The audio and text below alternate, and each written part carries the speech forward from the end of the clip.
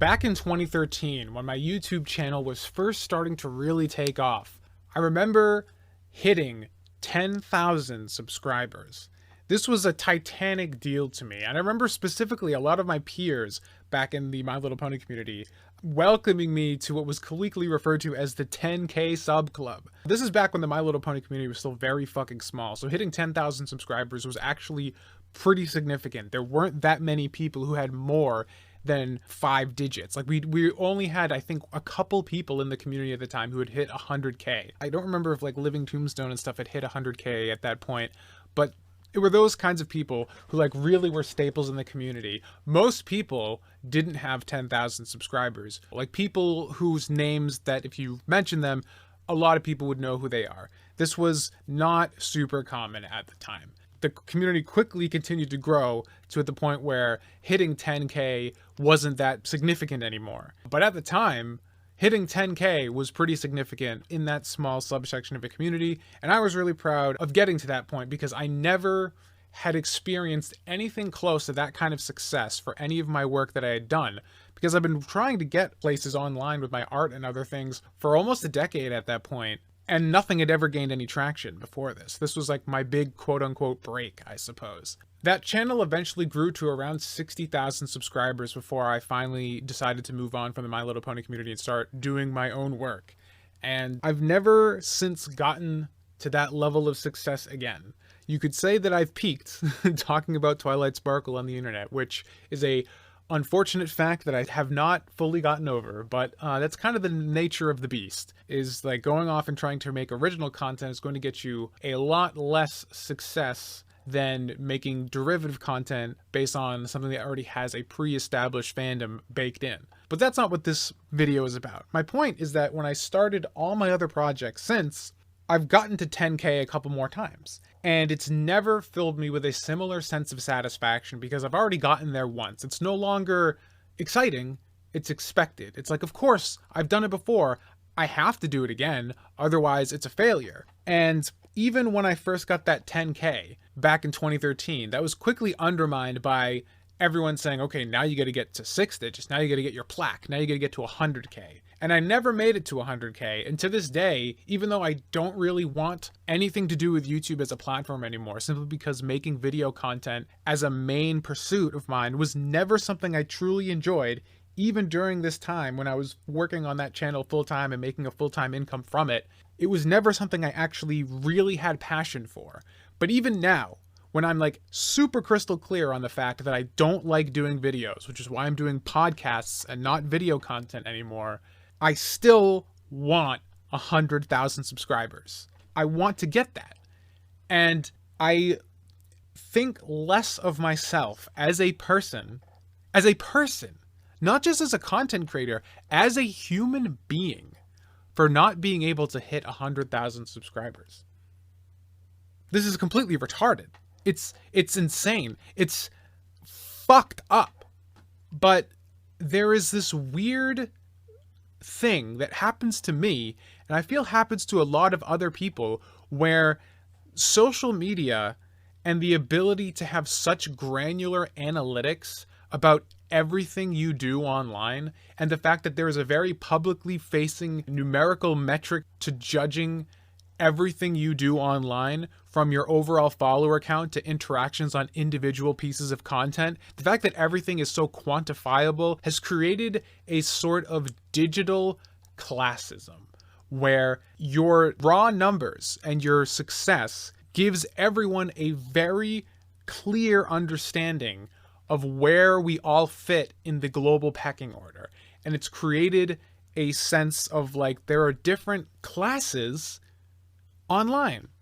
I look at people who have 100,000 subscribers as better than me. And I look at people who have 1 million subscribers better still. And that's wrong.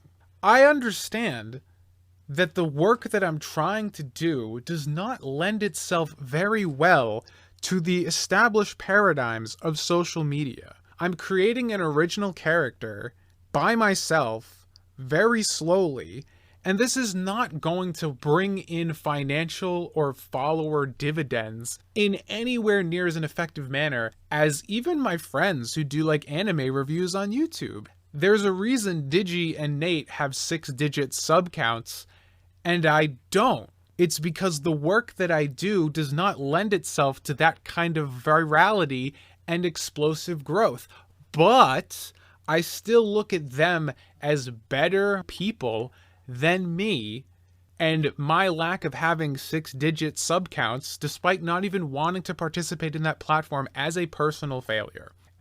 The numbers are doing damage to me. I look at all of the engagement that I get on posts and I make decisions based on that engagement rather than what I actually want to do.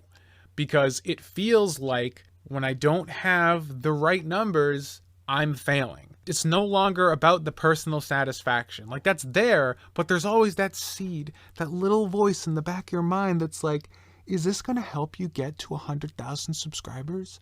Is this going to help you get to 10,000 Twitter followers and then 20,000 Twitter followers and then 50,000 Twitter followers and then 100,000 Twitter followers and then 500,000 Twitter followers and then 1 million Twitter followers?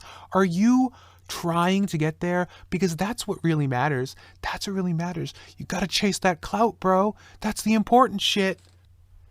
My perception of self has literally been affected by my social media engagement. And I don't think I'm alone on this. I think there's definitely like there's you sometimes when you get into like a Twitter argument with somebody, or like somebody with like a significant following or just even like a small following gets like criticized by somebody, and then like one of the like flippant casual dismissals of criticism can be like, oh, they have no followers, they're nobody. It's like, that's a little fucked up, right? And like I catch myself doing that sometimes too. Like when someone like gives me shit on fucking Twitter, I'll go and check out what they do. Like, oh, you have like 20 followers and you don't fucking make anything. Like, what good are you? Like, what good's your criticism if you're not actually doing anything? It's like, wait a minute, pause. Still a person. So it goes both ways, right? Like I feel shittier than people who have bigger numbers than me, but I almost tout my own tiny little epeen over the peasants. Nobody's a fucking peasant, right? Nobody's a fucking peasant. I'm not a peasant. They're not a peasant. We're all people, and nobody has control over how their content is being engaged with. You can fucking, stack the deck a little bit with like proper marketing and stuff. But at the end of the day, like there are people all the time that I see on Twitter, for example, that do amazing work. And I assume, oh, they got to have like, they're like a 20 to 50K tier creator. And I'll go check out their profile. They have like 300 followers. I'm like, what the fuck? This shit is mind blowing. And like, so it's not like a one-to-one controlled thing where your skill legitimately determines your placement on this hierarchy. It's luck. And even to take a step further beyond that, it shouldn't matter. There shouldn't be a hierarchy in the first place. I've just like noticed, honestly, when talking with like real life people about my concerns and my kind of like self-image issues that I have. Like there are times when I will legitimately realize like, oh, I honestly, truthfully think of myself as a lesser worthy person of being alive for not having 100,000 YouTube subscribers and not having the silver play button.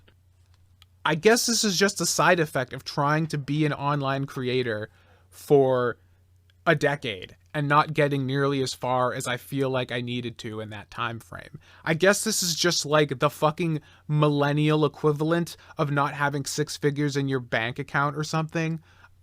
I don't know.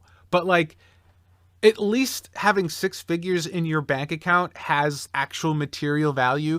The fucking play button means nothing. It's worthless. It doesn't mean shit.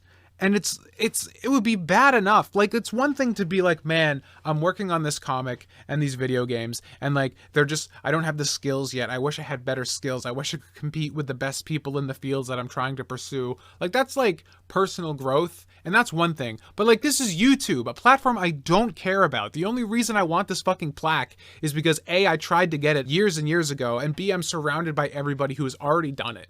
And so it feels like a foregone conclusion that, like, of course I need to get the fucking plaque. Everybody needs the plaque. Like, if you don't have the plaque, you're a fucking retard. It's just like, oh my God.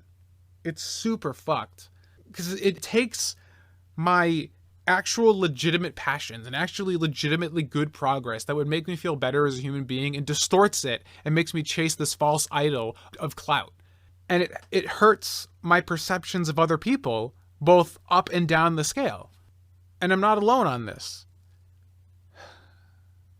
I don't really have a good conclusion. This is just something that's like really fucking dumb, and I don't like it.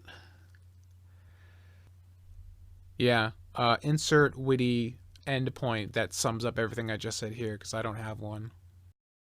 Hey, thanks for listening to this episode of the Hyperbolic Whine Chamber. In addition to doing podcasts, I also make a bunch of 3D models and animations, which you can check out at twitter.com/TommyOliverSays. I'm also making a video game called Azumi and the Vertical Slice, and I have a simple game out right now called Ninja Suffering. You can check those out linked on said Twitter profile. If you want to help support the show and keep me making it and keeping it ad-free, you can check out patreon.com/polystation2 or subscribestar.com/Tom Oliver. Patrons have access to over 70 bonus podcasts, so if you like this podcast and want more right now, that's the place to do it. Thanks again for listening. This podcast updates 3 days a week, ideally, Monday, Wednesday, Friday, so feel free to subscribe on your preferred platform so you can catch new episodes as they come out. And patrons get episodes a week early. That's all I got for now. Have a good one.